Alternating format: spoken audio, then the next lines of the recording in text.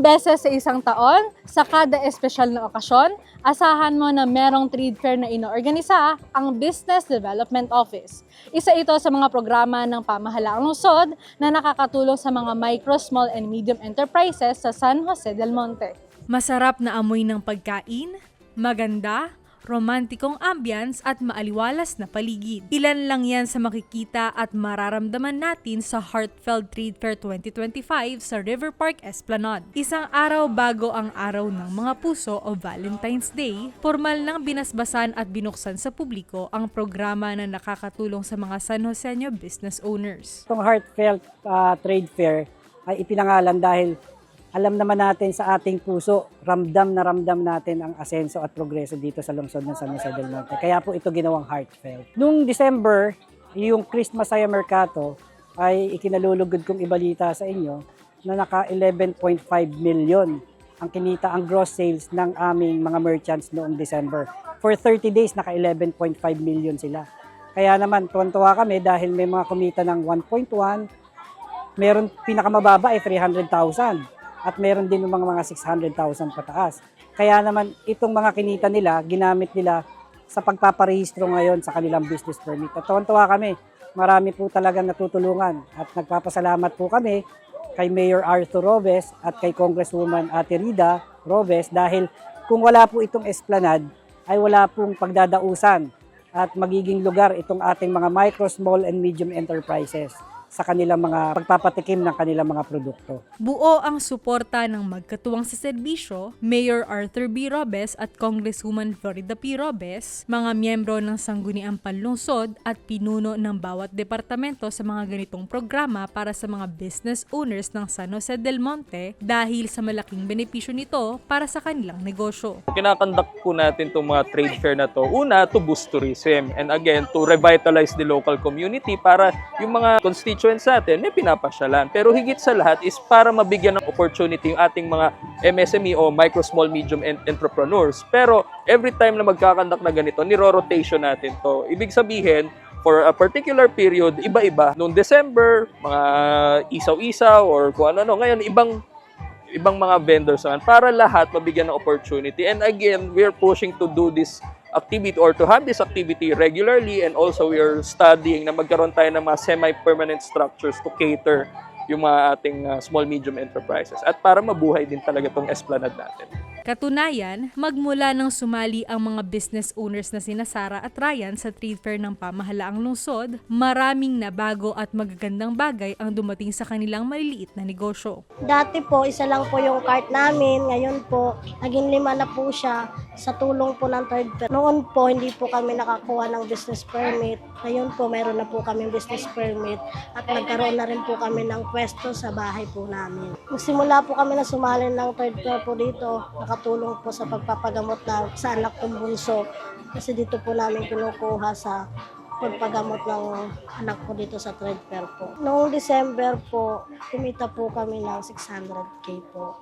Malaki pong tulong po talaga. Kasi noon po talaga, wala po talaga kami kinikita, sapat lang po sa amin. Ngayon po, kahit papaano nakakapag-ipon. Nagpapasalamat po talaga kami ng malaki sa pamilya namin na kay Mayor Arthur Robes at saka kay Kong. At saka sa mga BDO po na bumuo po rin dito sa trade fair po. Nagpapasalamat po kami kay Sir, kay Ma'am Faith po at saka kay Sir Ron. Ang Kerry naman at Casey Pizza, nagmula siya sa Misapang Palay, San Jose del Monte, Bulacan. At nagsimula lang kami 11 years ago, ang Casey Pizza, at ang Kerry naman 1 year ago lang.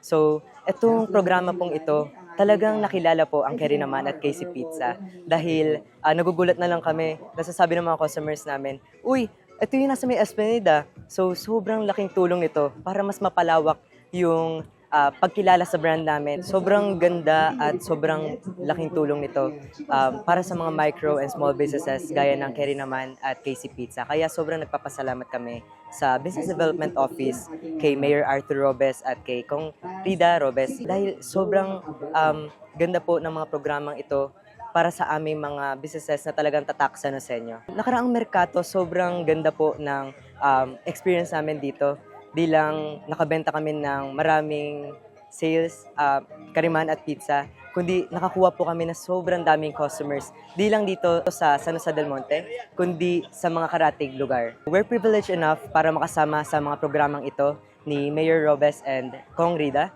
Kaya hindi namin malilimutan pagsilbihan ng masasarap at caring mga presyo na pagkain ang mga San Joseño. Para naman sa first-time exhibitor at co-owner ng isang steakhouse na si Rainer, oportunidad ito para mapakilala sa mga San Joseño ang kanilang inaalok na produkto. As a first-time participant in Mercato, in SJDM, I think makakatulong tong Mercato na to para mas makilala pa na merong isang Instagrammable na steakhouse. Premium quality but yet affordable yung price. Sinisikap ng pamahalaang lungsod na magkaroon ng ganitong mga proyekto upang matulungan ang lahat ng mga start-up at established businesses sa lungsod ng San Jose del Monte. Sa lahat po ng mga gustong sumali dito sa ating mga trade fairs, exhibits, merkato, ay kailangan lamang po na sila po ay mayroon pong mayor's permit or business permit. Lehitimong rehistradong mga manininda dito po sa lungsod ng San Jose del Monte. At pupunta po sila sa Business Development Office para po maitala yung kanilang trade name at doon po sa database ay doon po kami nagdo-draw kung sino po yung mga pwedeng sumali sa mga susunod na mga trade fairs, exhibits, or merkato. Sakto ang pagbubukas ng trade fair na ito ngayong Love Month dahil pwedeng dalhin dito ang inyong mga mahal sa buhay dahil sa dami ng mga pagkain at aktibidad na pwedeng gawin. Idagdag mo pa dyan ang mga non-food booths na maaaring mabilhan ng mga pangregalo para sa inyong mga loved ones.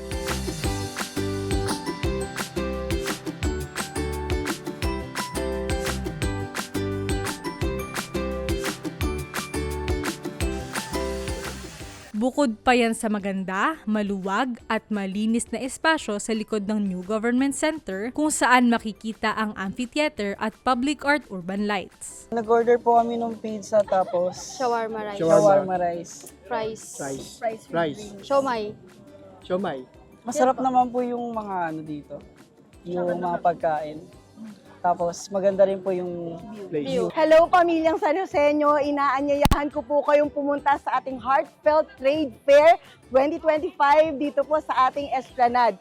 Pwede nyo pong isama ang inyong buong pamilya at pwede tayong kumain ng ating mga paboritong mga merienda. Tara na, San Joseño! Mananatiling bukas ang Heartfelt Trade Fair 2025 sa River Park Esplanade hanggang February 21, 2025 mula alas 3 ng hapon hanggang alas 9 ng gabi. Para sa Balitang San Joseño, ako si Mira Bonyon Laksamana, Public Information Office. Thank you for watching. Para sa mga napapanahong balita at impormasyon, tumutok lang sa City of San Jose del Monte Public Information Office Facebook page at iba pang social media pages ng City Government. Para naman maging updated sa mga aktibidad ng magkatuwang sa serbisyo, Mayor Arthur B. Robes at Congresswoman Florida P. Robes, i-follow lang ang kanilang official Facebook pages, TikTok at YouTube accounts. Check nyo na rin ang ating website, csjdm.gov.ph. At syempre, huwag kalimutang mag-like, comment at share ng ating mga contents. Maraming salamat, Arya San Joseño!